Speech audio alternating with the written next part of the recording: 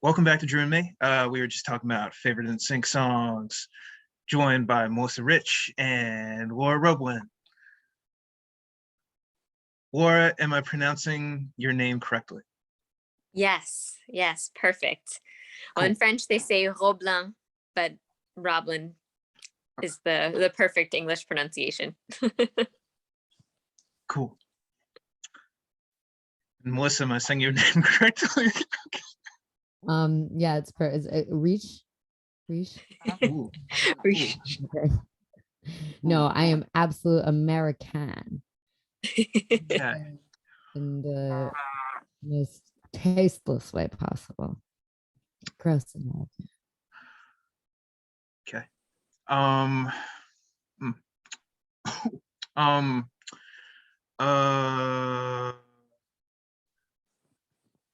Cool. All right. So discussed Nsync, and we're going to talk about Clueless. Where was the first time you guys remember watching Clueless? That's a great question. That is a good question. I think like I probably had two versions of feeling like I was seeing this for the first time, because when this came out in 95. Okay. I'm like 5 or 6.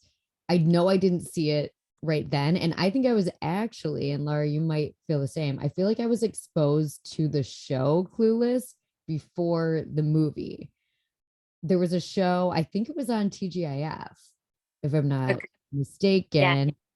And I will say, to me, there was no amount of satire absorbed. Like I thought these girls were the coolest girls. The fashion seemed grounded and reasonable to me. I wanted to be exactly like them. I thought this was amazing. And I think that's how I felt when I saw the first movie. I knew, I was like, there's something amazing about this. I don't know exactly what it is. Like, I wasn't like, oh, this is satirical of like teens in California, wealthy teens. I was just kind of like, they have the best lives ever. Like, I was obsessed with it, but as a child. And then when I saw it, I guess it had to be in high school.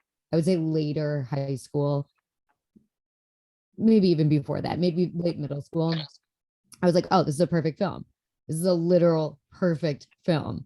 And like, I think the casting, it was like one of those movies where every casting decision worked perfectly. And if one thing was off, like, it maybe would not have flowed the way that it did, but it was literally a perfect film. Brittany Murphy, like the line delivery of "You're a virgin who can't drive." That is history. That is film canon. Laura, please take it, because I'll blab for days. I'll blab for absolute days about this movie. Yeah, no, I totally agree. I was first exposed to the notion of Clueless. Yeah, it was on TGIF. And when I was doing a little bit of research before this podcast, just to get back into the swing of things and bring back to mind what the movie was about. And I was kind of confused because I didn't really remember everything that was happening in the movie, just because I feel like I was so into the TV series. However, this one scene did come to mind, and I was just like, yes, I mean, this was the ultimate idea, and I don't know why no one ever really partook in executing this idea. But the muff purses, do you remember that? Yes. That was the best idea ever, and I just don't know why they're not on the shelves today. Just because I think that was the best idea ever. Yes. Oh my God, genius and function. Yes, absolutely. But yeah, great movie. And during the little bit of research that I was doing on this, I read that the director actually went to a Beverly Hills high school for a while to do research on how high school girls acted and talked and dressed in the 90s. Yeah. I mean, it changed the vernacular of like the masses, like as if, like it brought this like very kind of like niche culture to like the masses. And not that like everyone started talking like that, but it was like, so it's so compelling. Like, what is not compelling about that? To see like, you know, quote unquote, like dumb girls like experience all of these like typical and non-typical high school experiences, to have like almost like the freedom of adults and like all of this money. Like it's an absolute blast. And like, I don't know, the party scene, like all of it. Also, like all of these Shakespearean movies, 10 Things I Hate About You, like this Oh yeah. is, you know, obviously Emma. And like, I think it's just like that classic narrative structure that like works so well in a modern, like I think Emma is one of the best stories to modernize in that way. Oh my God. Oh And yeah. also the speech, if we just party Oh with yeah. the Haitians, everyone can just get along. Like, come on. It's just, it's Absolutely. perfect. It's a perfect film. And that was, I think, I mean, a turning point for so many careers. Alicia Silverstone, Brittany Murphy, as we talked about. Did you guys see the Brittany Murphy documentary? Oh, it's so No, I didn't horrible. see that. I don't want to talk about it. It was like so. It took like a true crime aspect to it and like made it like weird. Like they were trying to make it like salacious kind of, and it was very low budget. It was so bad. But it was a huge moment for her, Oh yeah. and like, Oh yeah. you know, all of these careers that were kind of birthed out of this film. Yeah. There's this one thing, I mean, seeing that movie and looking back on the plot, how do you feel about Cher falling in love with her stepbrother Josh? I really have mixed feelings. Fair, Like fair. I don't know. I really like some intake on your part, Drew and Melissa. Kind of to Well, Melissa's, ex stepbrother, right? yeah, and to Melissa's Former point stepbrother. that it's like the Jane Austen play, or the Jane Austen novel,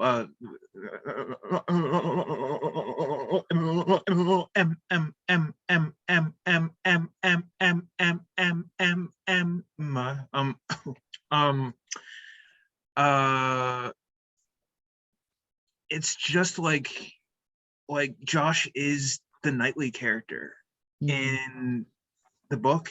He is Knightley, and Knightley was kind of the influential kind of older brother, not quite old enough to be your dad, but older brother, or kind of cool male influence that kind of would kind of help get things. And in this context, in like Clueless the movie, I think it's great that that they kind of get together at the end, because like he kind of came to her like rescue a few times, like he cheered her up, like he ultimately had good intentions, and they had a very kind of like sibling relationship in the movie, which means they secretly like each other, which means they could probably live together. And because like, and kind of I I feel like there's a lot of modern marriages where people marry people who are like a brother and sister type relationship, or have that bond. So I feel like that's just kind of what that was. So I think it could work. Yeah. Do you guys It's think? also, it's, let me just say real Yes. quick, it's so Yes. LA, isn't it? It's Okay. the most LA thing on earth, where it's like my rich dad was married to this lady, another divorce, but like her son still hangs around. Like it's just like the most LA thing ever, which I love. And also Cher is a mature woman. High school boys were just never going to be her speed. She needs someone of her intellectual standards, which Josh does provide. Mhm. Well said. Well said. But I feel like that concept of, you know, how Drew, you were saying that, you know, sibling love and everything like that. I feel like that's very avant-garde for, you know, like the early 90s. I feel like we don't really, you know, come upon that topic Well, a lot in in films during that era. I feel like there's always this like hint of incest in all of like, and so many like teen sibling like shows. Like, I don't even trying to think of an example, but I feel like they're always like hinting at it in not like really like overt ways, but I feel like there's always some sort of like weird little like flirty tension between siblings in movies and TV. And maybe that's unrelated to the step brother, whatever, but it's like, I get what you're saying, Laura. There's always a weird like. Ooh. That is interesting because like, how would it work on a romantic level? I guess like, yeah, like I mean, no, it's gross and illegal. yeah. But it's also funny Whoa. because no, it's disgusting. It's not whatever. But I'm just saying, like, because like you generally don't have like siblings playing siblings. You have two normal people who might have like some level of chemistry. I just think like that often shines through. And there's always like a weird tease that I think appeals to people. Will also say, the guy from 6 Feet Under plays the photographer guy. Of course, I'm blanking on everyone's names at the moment. 6 Feet Under. If you haven't watched that series, do it immediately. It's the darkest shit ever, but I think it is the best show that has ever been made. And that is a heavy tone where it is these lines between siblings or whatever. Like it's horribly so dark and whatever, but he's also in that film. Just a fun aside. Billy. Yeah. I think his name might be Billy in Clueless as well. I don't know. Sorry, I took it on a weird incest turn, but I just no. It's totally cool. Happens. It's also I feel like that's kind of something that you'll see it later. It's kind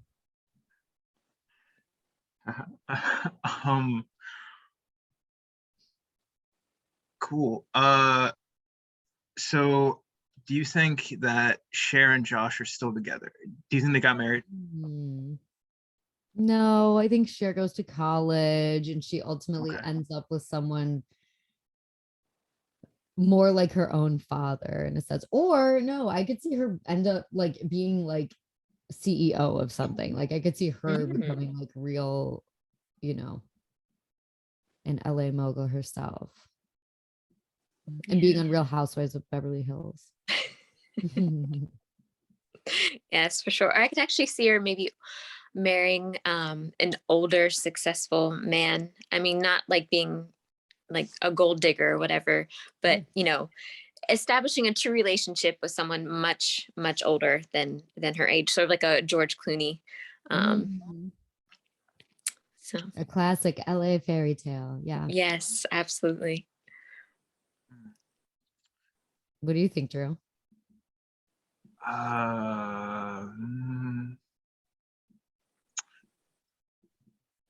Maybe her and Christian got together.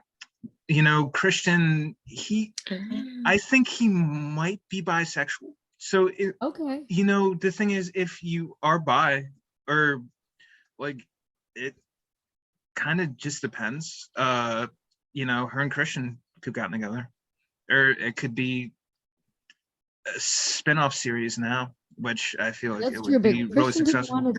Christian did not want it then. I do buy Christian being bisexual. I could see that for sure. But if you don't want Cher in her high school, we're watching Spartacus, my feet are cold and I'm burning cookies, then when do you want it? Very true. The ska scene too, the ska party. That was cool. I gotta watch this movie again. It's so funny, and like the dialogue is still amazing. And was it directed by Amy Heckerling or Cameron Crowe? Because I know they both worked on it. That's a good question. I'm not sure of the answer. Amy Heckerling. Yeah. Mm-hmm. Really gifted director, and she understands humor like spot on. Like, yes, this movie is really, really funny. And for fans of Scrubs, Donald Faison's in it, and he's also really funny. You shaved your head, Okay. your balls. I know. And the friendship between Cher and Dion is so fun. And like, you know, true to high school where it's complicated and whatever. And like Cher is just so, she is the main character in her life, in our lives, that, you know, it's just so through and through.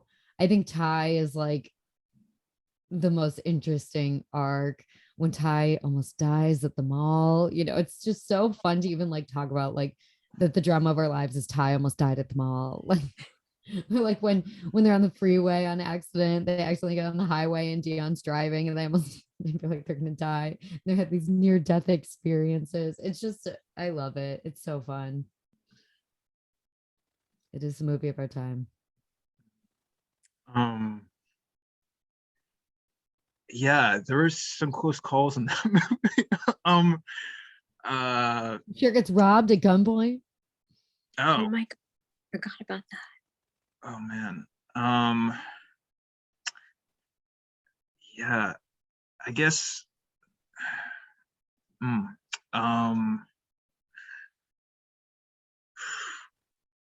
Yeah, I do like that they show teens being adventurous, but I guess like teens do need boundaries, and there needs to be only set things they do for like in terms of safety and stuff like that. So in terms of like mature themes, Laura, I know that you kids, would you show this? What age would you show this to your kids? I'm trying to think how old I was whenever I first saw it. Okay. I don't know. I think that they could probably watch it. Maybe they go into sixth grade, sixth or seventh, you know, before high school. Okay. Because, well, if you think about it, I mean, you know, there are a few scenes that, you know, are a little bit controversial, and, you know, obviously the dress, I would not want, you know, my daughter going to high school dressing the way they did. I mean, even though they looked fabulous. But, you know, at the same time, if you take a look about how the film ends, you know, Cher and Dion's friendship has been, you know, solidified, you know, BFFs forever. You know, Ty and Travis get together, Cher and Josh, and everything just, you know, works out the way that it's supposed to in the end. So it's kind of just, you know, I think the moral of the story is, you know, you know, you just got to let things play out and, you know, do the best you can, but, you know, everything happens for a reason. So I feel, you know, even though we are following, you know, Beverly Hills teenagers, in a world that, you know, is so extravagant, it does have a good moral to the story at the end. I feel like. That's So interesting to think about, like when you let your kids see that. Like I feel like my mom was like, nope, like don't even think about it, you know, whatever. But like there are, I guess in this movie, they smoke weed and then everyone's just talking about losing their virginity all the time. So if you cover those topics and you explain to them what's going on, and then also kind of explain that like this is a hyper reality of these people and like this crazy way of life, then I feel like your kids can really absorb it, and it can like, you know, take them to another level of like understanding of humor, satire, and like high school life, like you're saying, before they get there. I feel like it'd be actually beneficial. As this movie, as opposed to like, okay, let's say like an American Pie movie or something like that. absolutely. Like the level of like intelligence and humor and wit that goes into this movie versus like a movie like that, unparalleled. And I think it was actually a bit of a nosedive like in the 90s. We had so many, okay, Jawbreaker, Heathers, all of these like really fun female driven, like obviously those two are very dark, but kind of these like, not like Cher is an anti-hero in any way, but like flawed main female characters where we just kind of like, I feel like lost that a bit as time went on into the 2000s. Yeah. Yeah, but no, I agree. I feel like it is important to, I mean, not expose children to things that they're not ready for. But if you hide things that are out there, I just feel like you're sort of jeopardizing, I mean, kids are smart, if you explain the situation, they, can figure out what's, right and wrong. And I feel like if you don't expose to them to, the minimum at the right time, it's sort of gonna put them behind, the other kids. They are going to feel left out because all their classmates are going to be talking about, the movie that they saw and everything like that. And yeah, and I feel like it's very important to, explain to your kids the reality of things, because in this world, there's some crazy stuff going on, and they need to be ready for it. So yeah.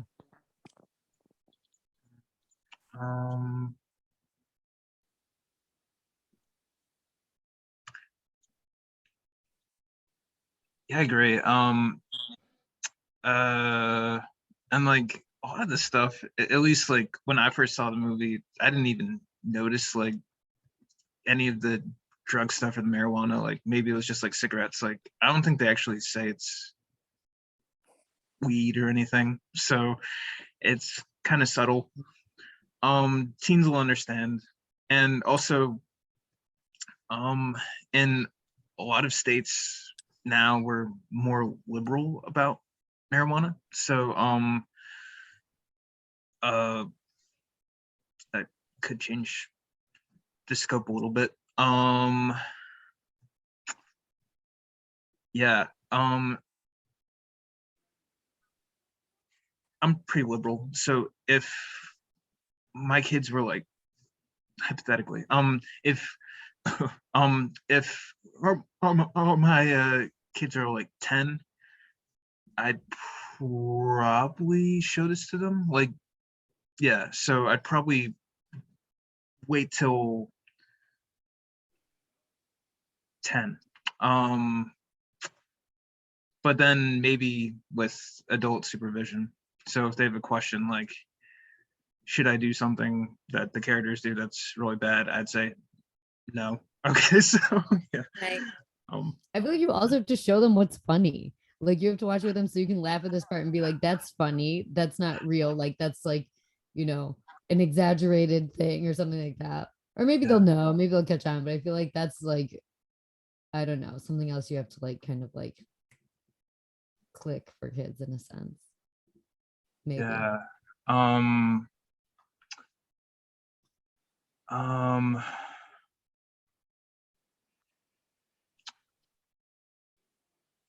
Yeah, I feel like that is good. Like I feel like kids should always watch things with their parents, so they can kind of get into other stuff, or like there's references and things that the parents get that the kids don't get, so they can kind of like share that. And if like they hear like their parents laughing, like the kids will hopefully start laughing too, kind of like the shared joy, the family bonding. Yay, okay. Mm-hmm. Absolutely. Let's see. I do have a few more Clueless questions. Are there any other huge, and in general, I think it's a pretty positive movie. I think it's pretty lighthearted. I think the show is pretty positive, and the TV show. The only time I watched the TV show was in syndication, and yeah, I was sick and I stayed home, and this song, the song in the song Barbie Girl was playing, and yeah, the hear music in a TV show was really cool, and I got in Barbie Girl, and Elisa Donovan in the show, she played Amber, and she was really funny. She was really good in the TV show, and it was a good Donald Faison episode too. So yeah, definitely check out the show. And I know you guys were talking about before that you guys also enjoyed the TV show as well. Yeah, I mean, I just feel like that was, the whole. I loved Friday nights because there were so many great shows that would come on TGIF. Clueless, Boy Meets World, oh, love it. Really big into You Wish and Teen Angel. I'm not sure if you guys remember those I as well. think Sorry, that was sort of too. a side, but Wait, Teen Angel. That's sounding so familiar, and I'm like not yeah, it wasn't on for very long, but I really caught on to it. excellent. I mean, Um, Sabrina, we were obsessed with. Oh, Sabrina the Teenage Witch. Oh, yes. Oh, I can't believe I forgot that one. Gorgeous show. And I um, actually, when I was working at Sirius XM, I was working with Frank Conniff on a show who did Mystery Science Theater. And every once in a while, he would say something. Like one time he went, Peggy Lipton. And I was just like, Salem. And he wrote for Sabrina the Teenage Witch, the entire series. So I would pick up on these things. He would like have a little joke, and I'd be like, Salem, sounds like that. And he'd be like, oh yeah, I probably wrote that line. I probably wrote that line. I was like, oh my God. I would just like geek out. That is awesome. Yeah, so funny. Sorry, Drew, I kind of got off topic on that. no. No, I feel like TGIF, really big deal. It was a huge deal at my house too. And Teen Angel, that was a show that the whole family would watch together. I remember that my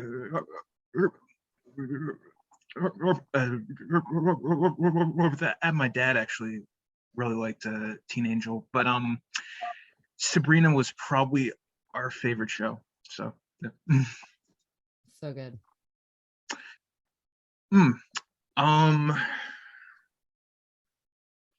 Yeah. I guess TGIF, it still exists now. Really? I think so. I don't know the shows that are on it. I think the Goldbergs might be on it with Oh. yeah. And maybe the Roseanne spinoff, the Connors, or that might be on a different network. But TGF, I think, does definitely still exist in some, or I might be talking about PBS shows. I'm sorry. Okay. But there are shows along the same lines of TGF that are out there. So, if you're feeling nostalgic, and you have TV, because I know a lot of millennials don't have TV, but you can. Don't. I have Sling, I have Dope. Hulu, I have like Cool. every streaming, but I'm just like, I don't even honestly know how to go about getting cable at this point. That's so sad, but I'm just like, I can't even, I wouldn't know the first step. Who do I call? But Sling is actually kind of annoying, and I don't think it has everything that you need. So it could definitely use actual TV. I'm not familiar with Sling. In France, we have Netflix, Disney Plus, Amazon Prime. But other than, the big American streaming companies, and Hulu, Sling, yeah, those haven't made it their way Well, across. I remember when I came for your wedding and I had my iPad and I was like trying to do Netflix, and it would not work in France. And I was like, how? I was like, but I'm American. My iPad's American. Why doesn't it recognize? So funny. They're like, girl, go home. Who are you? So funny. But I guess it was a long time ago. Yeah. Well, I know now, like whenever we travel back to the States, Benoit, he loves the American Netflix library just because there's a lot of new releases. And in most what they call new releases, they're like 7 to 10-year-old movies. So we're kind of behind the time. Fair. That's funny. Yeah, man.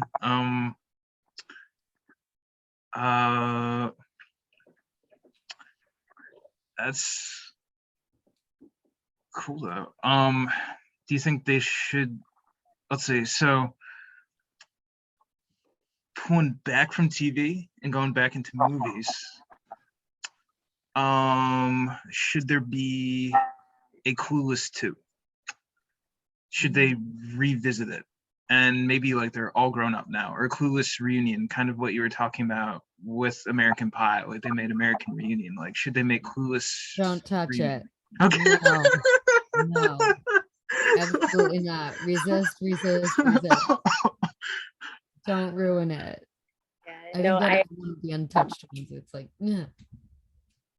Yeah, I feel like too much time has passed to make a Clueless 2 that would be as good as the first one. Obviously, there's the second movie isn't as good as the first in most cases, and yeah, I just feel like too much time has passed. It would be very, I don't know, it would be very, very difficult, I feel like, to make the link between generations, still keeping the same cast, to make it plausible. Yeah, just I think it would be still a bit too complicated. And the 90s are the crucial element for the movie. Like everything was more fun. Like I think you can't capture the same vibe in this time period as you could then. Pre 9/11, are you kidding me? That's the energy, that's the vibe, and I don't think you can do that now.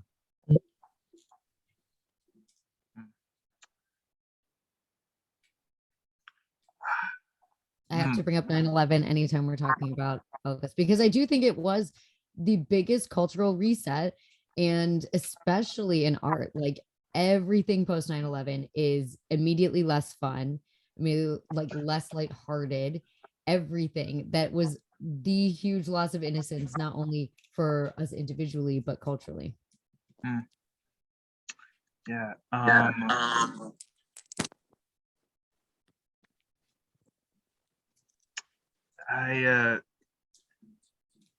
I think that we really have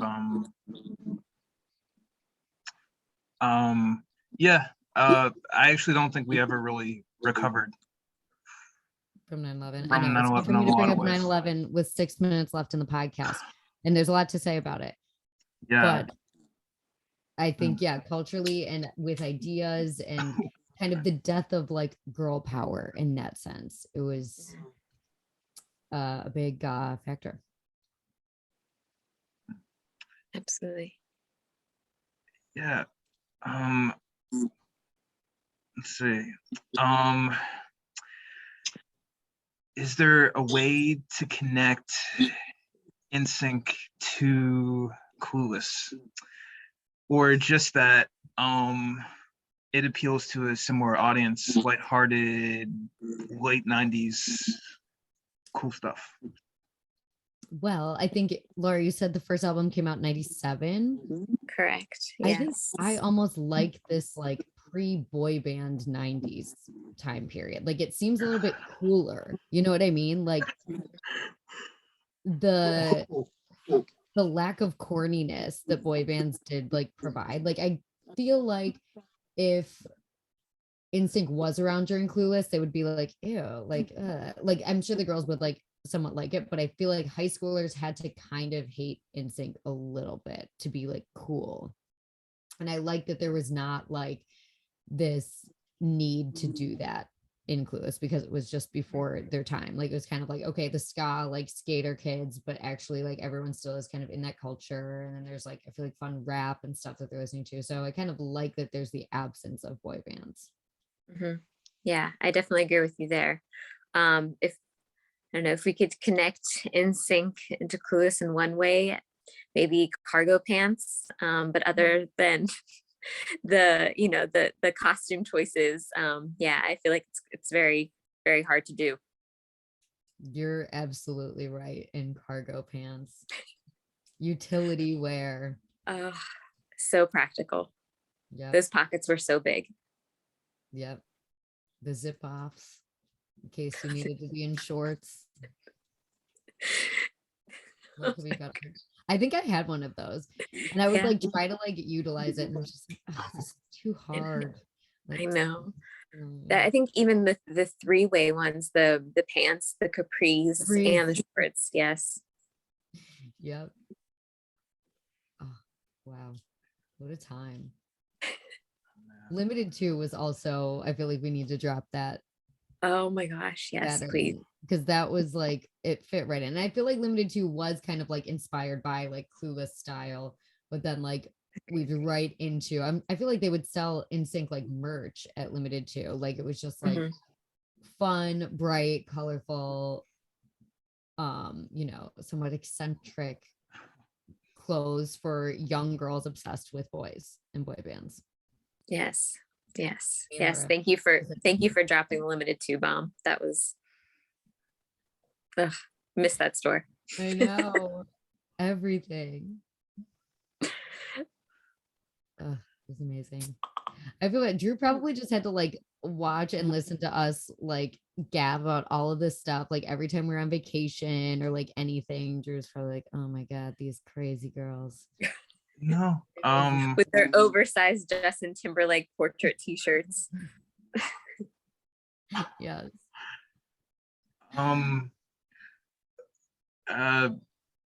Like you guys would be into this stuff, and the male cousins would play video games, and you guys would play the video games too. So it was fun. We kind of merged the both. Listen to Nsync, play some video games. There it goes. That's true. Very true. Yeah.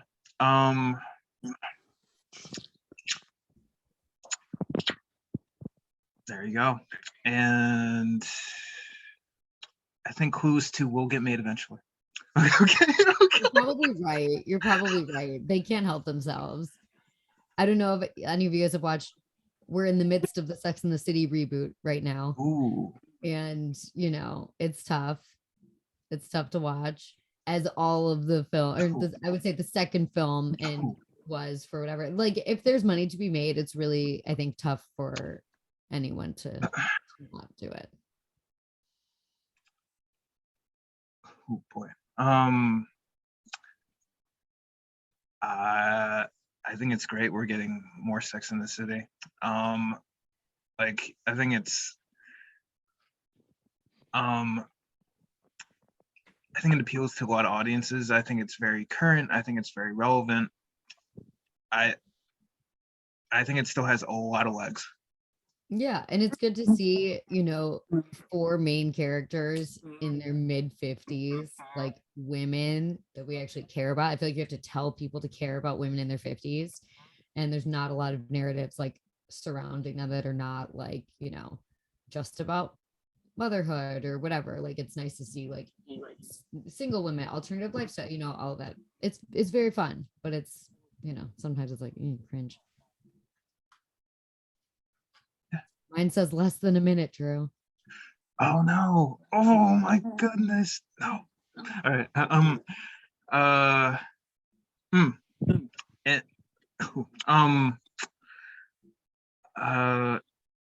Yeah, and Sex and the City women are all doing like really cool things. They're all in the media, all doing cool stuff. That's awesome. Yeah.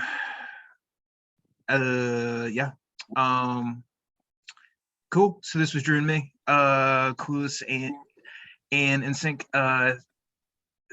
Thank you, Melissa. Thank you, Laura, for being on it. Thank you guys so much. And NYC Chic,